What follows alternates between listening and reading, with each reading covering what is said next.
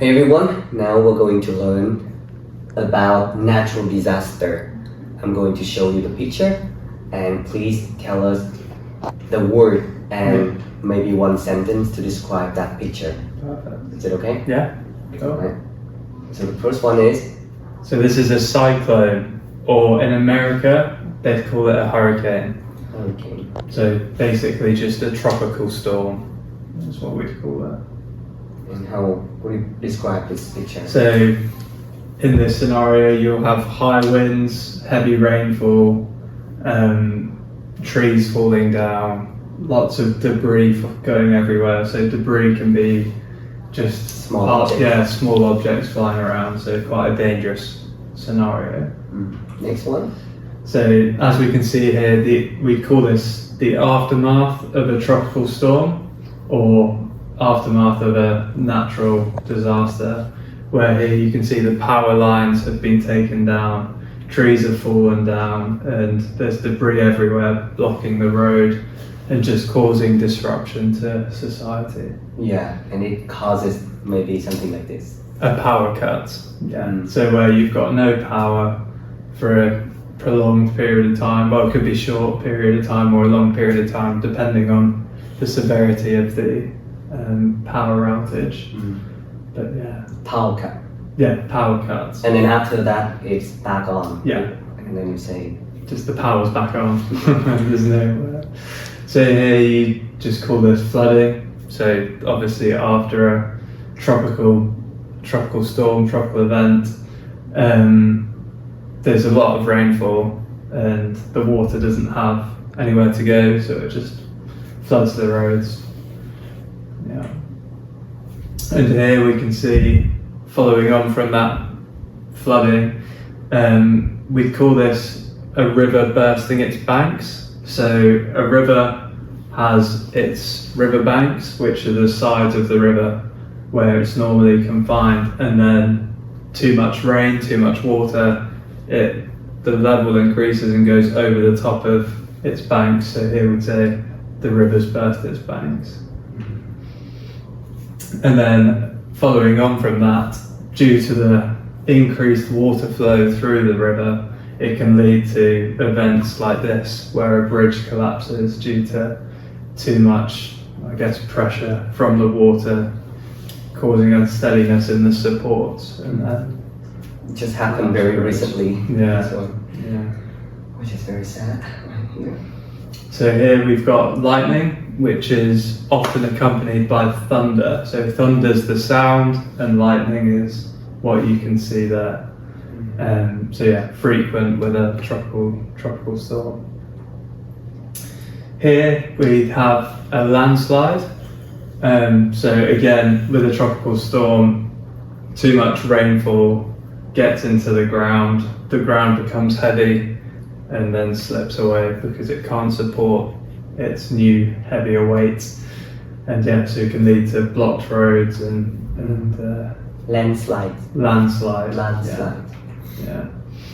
Here we have a hailstorm. So this here is hail, so it's just little balls of ice, and we call it a hailstorm instead of a rainstorm because it's not rain, it's hail. Could be big, right? Yeah, so in some places they get to like the size of golf balls or something, very dangerous, because if you think it's coming from the sky, it can smash glass and all of that stuff. So here we have an example of an earthquake. Again, quite dangerous because you don't know when or where they're going to happen, so you can't prepare for it.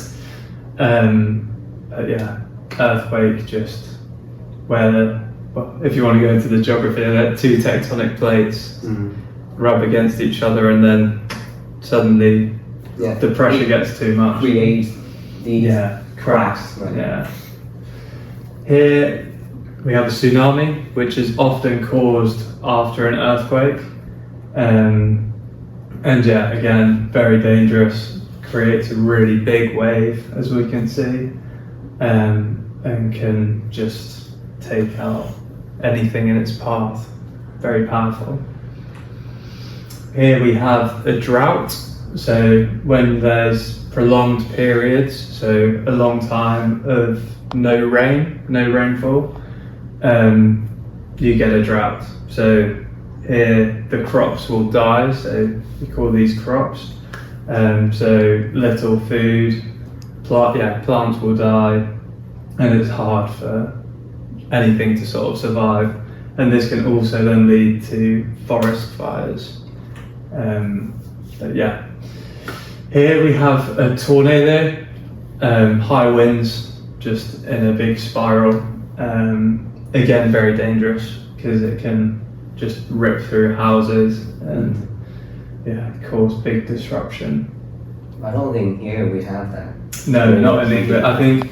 I know there's a lot in America, but yeah, I don't know where Takes else.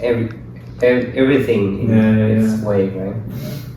And yeah, this is as I was saying. So when it gets quite dry, especially with global warming, a lot of places are becoming drier, and we're seeing more forest fires. So yeah, not good. But we would call this a blizzard. So where there's been a big period of snowfall, big heavy, we just call it a dump of snow in England, just a massive dump. And yeah, just causes chaos. We sometimes get similar things in England where we'll have a big snowstorm and then Cannot drive. you can't go out. You're basically just locked in your home. Blizzard. Yeah. So this is an avalanche.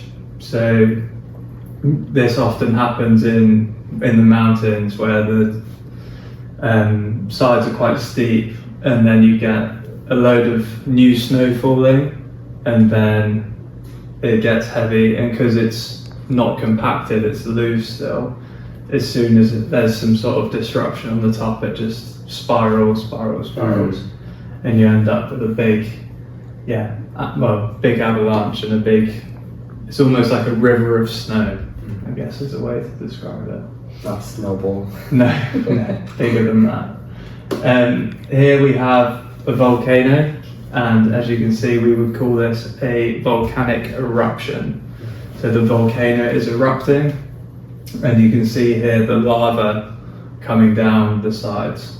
So yeah, that's what we call And it. after that, And after that, you'd have a period of evacuation. So this is where, for a lot of tropical events, so especially when we saw the typhoon recently, people get evacuated for safety, just to try and get lower the death count and get people to safe areas.